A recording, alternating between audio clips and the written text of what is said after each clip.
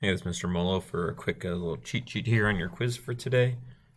So 1 and 2, I remember a lot of kids in the past want to solve it. You are just writing the inequality. There should be no math on numbers 1 and 2. You're just writing out what the inequality is.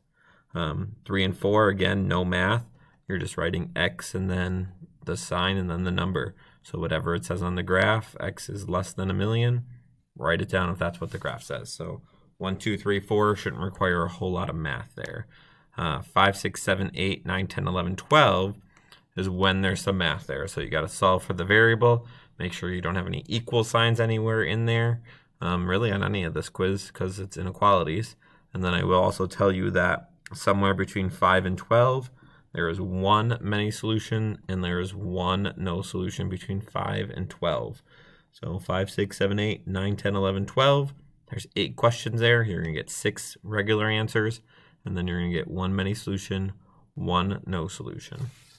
13, a lot of kids miss the graphing part of that, so make sure right here where it says see left, that means look at the graph, okay? So make sure that you're figuring out what the graph is, and then make sure you're also writing out what you're putting on the graph. So x is greater than whatever, 25.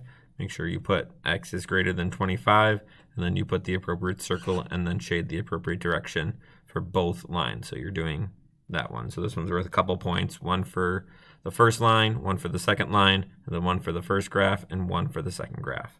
And then 14, you're writing out the equation, so kind of like 1 and 2, and then you're actually solving this one. So unlike 1 and 2, there's actually going to be math on 14. All right, I hope that helps.